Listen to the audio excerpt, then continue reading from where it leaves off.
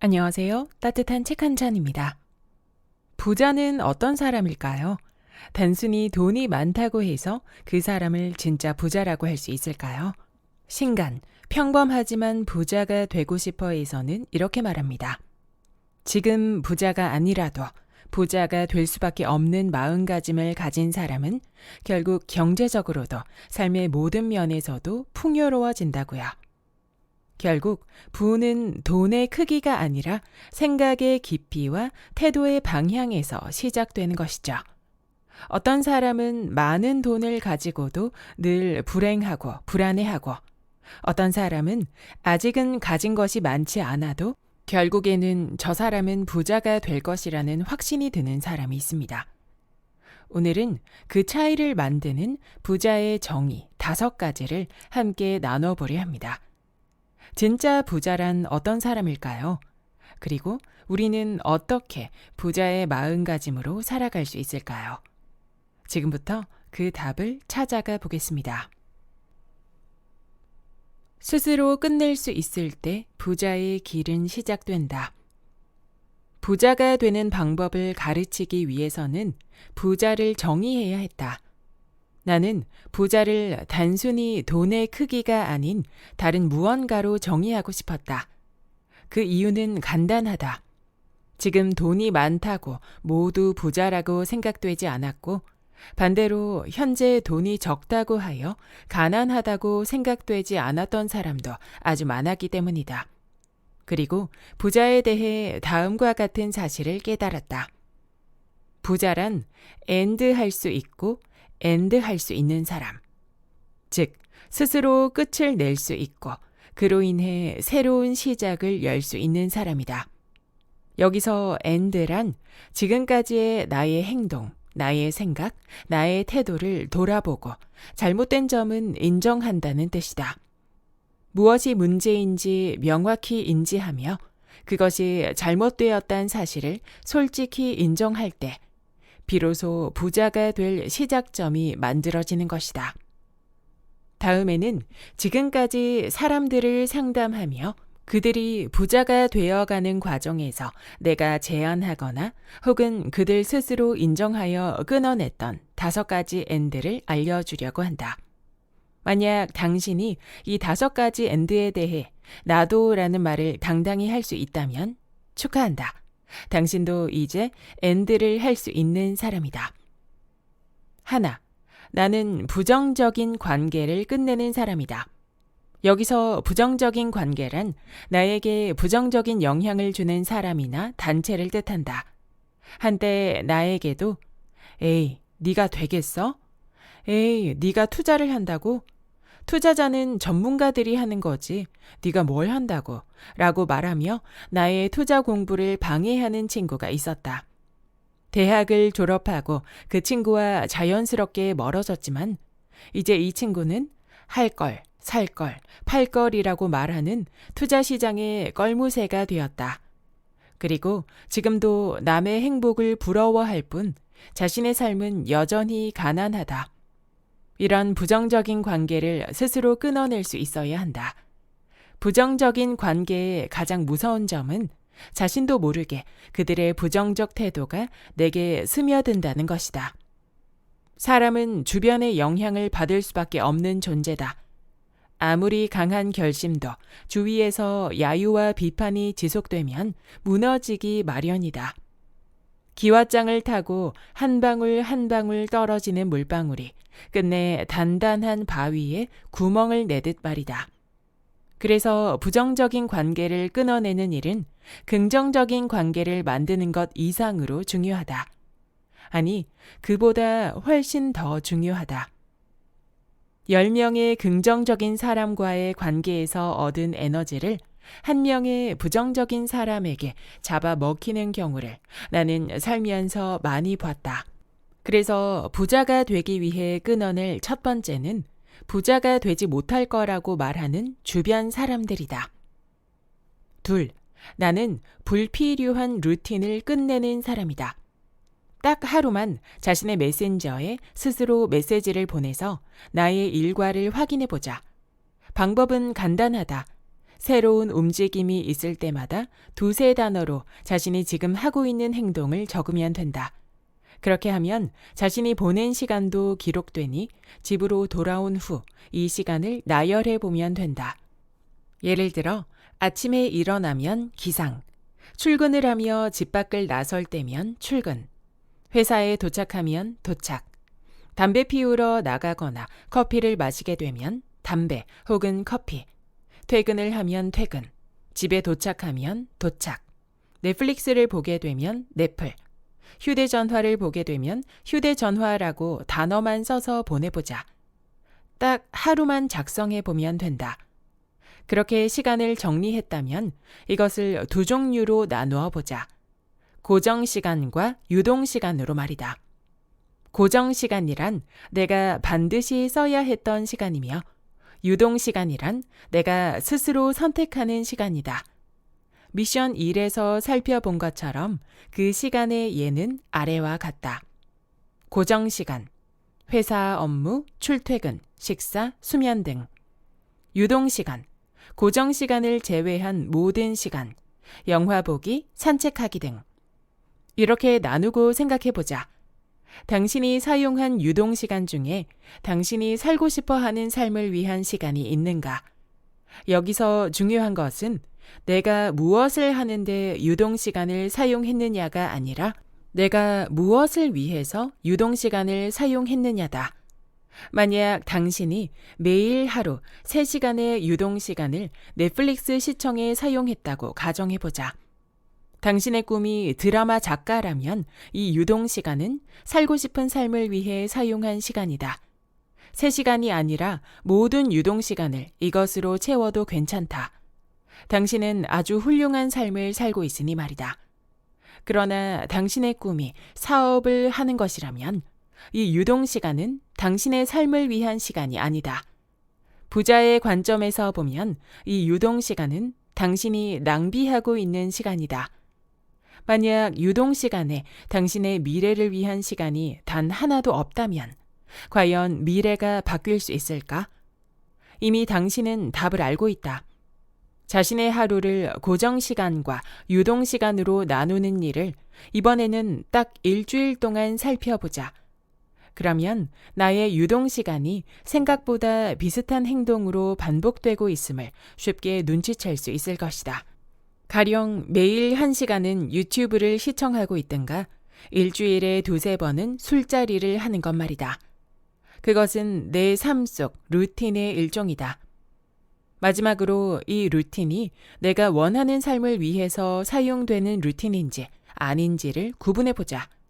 그렇게 하면 당신에게도 보이게 된다. 당신의 삶에 존재하는 불필요한 루틴이 말이다. 평범하기에 가진 것이 시간밖에 없는 상황에서 유일한 도구를 얼마나 불필요하게 사용하고 있는지가 여실히 수치화되어 눈앞에 펼쳐지는 것이다. 이것을 끊어내야 한다. 그리고 그 루틴을 이제는 당신이 원하는 삶을 위한 루틴으로 바꿔야 한다. 바빠서 시간이 없다는 말을 입버릇처럼 하는 사람은 대부분 자신의 시간을 제대로 들여다보지 않은 사람이다. 기억하자. 온전히 나를 위한 루틴을 만들 수 있는 사람은 세상에서 오직 나밖에 없다는 사실을 말이다.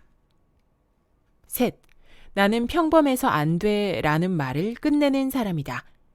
내가 상담하면서 가장 많이 듣는 질문은 대표님, 저 같은 평범한 사람은 뭘 할 수 있을까요? 이다. 20년 전 나도 그저 평범한 4대 보험에 가입되어 120만 원의 급여를 받는 직장인이자 야간에는 학교에 다니는 지방 사립대 학생이었다.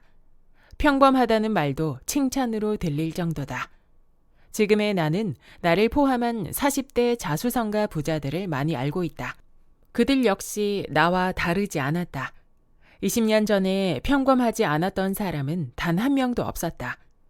당신이 여기까지 읽었다면 아마 내가 이런 이야기를 할 거라 예상했을지도 모르겠다. 평범해도 괜찮아. 힘을 내. 평범해서 너는 안 될 것이지만 힘을 내보자 라는 위로를 건네는 이야기 말이다. 나는 오히려 반대로 말하고 싶다. 평범해서 괜찮은 것이 아니라 평범하기 때문에 부자가 될 수 있는 것이라고 말이다. 나는 확신한다. 내가 지금의 성공을 거둘 수 있었던 이유는 특별함 덕분이 아니라 평범함 덕분이었다는 걸. 무슨 소리냐고? 오직 평범한 사람만이 평범한 사람의 이야기에 공감할 수 있다는 말이다. 평범한 사람은 97%의 사람을 뜻한다. 전체에서 97%의 시장이다. 평범하다는 것은 이미 97%의 큰 시장을 알고 있다는 뜻이다. 알고 있기 때문에 이해하기 쉽고 이해할 수 있기 때문에 공감할 수 있다. 즉, 평범한 사람은 가장 큰 시장을 쉽게 이해하고 그 시장이 원하는 가치를 쉽게 발견할 수 있는 사람이다. 평범하기 때문에 안 된다라는 말은 평범함이 가지는 가치를 돈으로 환산한 적이 없는 이들이 하는 말이다. 그래서 언젠가 당신도 이 책을 시작으로 평범함 속에 깃든 힘을 활용하여 성공한다면 당신 역시 나처럼 말할 것이다. 평범했기 때문에 성공했노라라고. 넷, 나는 감정적 소비를 끊어내는 사람이다. 감정적 소비란 스트레스를 해소하기 위한 지출을 의미한다. 이 책을 읽는 대부분의 사람은 직장인일 것이고 직장에서 쌓이는 스트레스를 해소하기 위해 불필요한 소비를 하나쯤은 할 것이다. 가령 필요 이상으로 술을 마신다든지 굳이 필요하지 않은 물건을 산다든지 하는 행동 말이다. 이런 소비를 끊어내야 한다. 10원도 쓰지 않고 버텨야 한다는 말일까? 아니다. 여기서 내가 강조하고 싶은 것은 여기서 내가 끊어내라고 하는 것은 당신이 지금 쓰는 돈이 아니라 그 돈을 쓰게 만드는 스트레스라는 감정이다. 돈을 버는 과정에서 어쩔 수 없이 스트레스가 쌓이는데 그것을 어떻게 끊어내라는 것인가? 매우 쉬운 방법이 있다. 소비라는 치료제가 아닌 목적이라는 치료제를 선택하는 것이다. 친구 중 한 명이 하이엔드 입시 컨설팅 서비스를 운영 중이다. 말 그대로 최고 부자의 자녀를 위한 입시 컨설팅 사업이다. 이 회사의 학부모 관리를 담당하는 직원이 한 명 있다. 옆에서 슬며시 살펴봐도 그분의 업무 스트레스는 장난이 아닌 듯이 느껴졌다. 오죽하겠는가? 값비싼 돈을 내고 자녀 교육을 맡기는 부모의 치맛바람이란. 그럼에도 그분은 항상 평온해 보였다. 처음에는 타고난 성격이 좋아서인가 라고 생각했는데 대화하고 보니 아니었다. 그분도 평범한 사람이고 학부모의 과한 요구와 민감한 불만에 항상 스트레스를 받는다고 말했다. 하지만 스트레스가 그분의 감정을 지배하지 않는 이유는 본인 역시 언젠간 이 사업을 운영할 것이라는 목표가 있기 때문이었다. 그분은 이렇게 말했다. 준비가 되면 이 입시 컨설팅을 나의 업으로 만들 거예요. 결국 이 사람들도 고객으로 만들어야 하겠죠.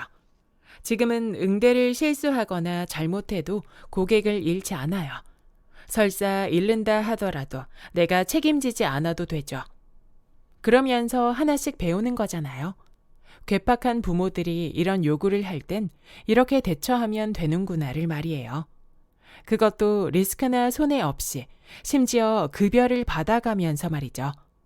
사업을 위한 자금도 사업에 꼭 필요한 경험도 나는 이 일을 통해 안정적으로 쌓아가고 있는 거예요. 그렇게 생각하면 스트레스 받을 일이 아니라 고마운 일이죠. 그분이 스트레스라는 감정을 이길 수 있었던 것은 그분의 성향이나 정신 수련 때문이 아니었다. 목적이 있었기 때문이다. 언젠간 자기 사업을 하겠다는 확실한 목적 말이다. 당신도 마찬가지다. 감정적 낭비를 막는 가장 명확한 방법은 그 일을 하는 자기만의 확실한 목적을 가지는 것이다. 확실한 목적에는 모든 과정에서 오는 고난을 이겨내는 힘이 숨어 있음을 기억해야 한다. 5. 나는 나중에라는 말을 끝내는 사람이다. 과거의 나에게는 버릇 같은 말이 있었다. 나중에. 나에게 나중에는 거짓이 되어버리는 약속과 같았다. 결국은 하지 않음으로 끝났고 이 약속을 지키지 않았던 나는 무의식적으로 자신을 괴롭혔다. 나중에 하지 뭐.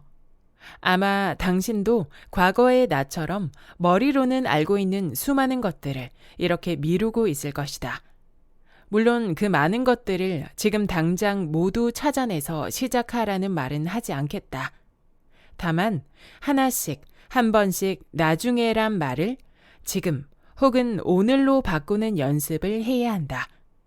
지금 하지 뭐, 오늘 하지 뭐 라고 말이다. 여기에 한 가지 조언을 주자면 내가 하기 싫은 일에 지금과 오늘을 붙이려 하지 말고 내가 하고 싶은 일에 지금과 오늘을 붙여보라는 것이다. 가령 지금 운동하지 뭐, 오늘 운동하지 뭐와 같은 결심은 평범한 사람이 쉽게 할 수 없다. 대부분의 사람에게 운동은 하기 힘든 일이고 하기 싫은 일이기 때문이다. 많은 자기 개발서에서 오늘 당장 시작하라고 말하지만 정작 사람들이 쉽게 그렇게 하지 못하는 이유가 여기에 있다고 생각한다. 그들이 지금 하라라고 하는 일들은 대부분 하기 싫은 일이기 때문이다. 아침에 일찍 일어나는 것, 매일 신문을 보는 것, 메모 습관을 지니는 것. 분명 하면 좋지만 당장 하기엔 귀찮고 힘든 일이다. 하지만 하고 싶었던 일이라면 이야기는 달라진다. 예를 들자면 이런 식이다. 가장 최근에 고마웠던 사람이 있는가? 읽던 책을 잠시 뒤로 하고 전화 한 통, 아니 문자 한번 해보는 건 어떤가? 나중에 하지 뭐가 아니라 지금 하지 뭐로 바꾸기 쉬울 것이다. 왜냐하면 이건 하고 싶은 일이기 때문이다. 평소 가보고 싶었던 카페에 방문하는 것도 평소 보고 싶었던 영화를 시청하는 것도 모두 마찬가지다. 그런 일들부터 시작해보자. 그렇게 하다 보면 하기 싫은 일이라도 필요하다면 그 앞에 지금이란 단어를 서서히 붙일 수 있게 될 것이다. 나중에를 지금 당장으로 바꾸는 일은 단순히 마음가짐을 바꾸는 행위가 아니다. 내 인생에 실행력이란 무기를 불어넣는 행위다. 지금까지 5가지 N들을 보았다. 이 5가지에 당신의 모습이 있는가? 꼭 5가지 모두가 아니라도 몇 가지의 모습이 있다면 그것을 엔드해야 한다. 그러고 나면 자연스럽게 그 다음 엔드가 보일 것이다. 왜냐하면 부자의 엔드란 어떤 새로운 것이 아니라 기존의 잘못됨을 끊어냈을 때 비로소 보이게 되는 그 다음이기 때문이다. 즉, 기존의 것을 토대로 업그레이드한 것이라는 소리다. 그래서 부자란 전혀 새로운 곳으로 탐험하는 자가 아니라 기존의 곳에서 새롭게 개척하는 자다. 지금 자신이 있는 곳과 전혀 동떨어진 어떤 곳을 향해 무작정 떠나는 자가 아니라 지금 자신이 있는 곳에서 시작해 조금씩 새로운 영역으로 이어나가는 자인 것이다. 부자들이 가지고 있는 5가지 엔드를 돌아보자. 나는 부정적인 관계를 끝내는 사람이다. 나는 불필요한 루틴을 끝내는 사람이다. 나는 평범해서 안 돼 라는 말을 끝내는 사람이다. 나는 감정적 소비를 끝내는 사람이다. 나는 나중에 라는 말을 끝내는 사람이다. 그리고 여기에서 자연스럽게 다음을 생각해 보자. 나는 부정적인 관계를 끝낸 사람이다. 그리고 나는 이제부터 긍정적인 관계를 연결할 사람이다. 나는 불필요한 루틴을 끝내는 사람이다. 그리고 나는 이제부터 내 삶에 필요한 루틴을 만들 사람이다. 나는 평범해서 안 돼 라는 말을 끝낸 사람이다. 그리고 나는 이제부터 평범함이 무기가 되는 사람이다. 나는 감정적 소비를 끊어내는 사람이다. 그리고 나는 이제부터 목적으로 가치를 만들어낼 사람이다. 나는 나중에 라는 말을 끝내는 사람이다. 그리고 나는 이제부터 오늘이라는 말로 실행해 나갈 사람이다. 어떤가?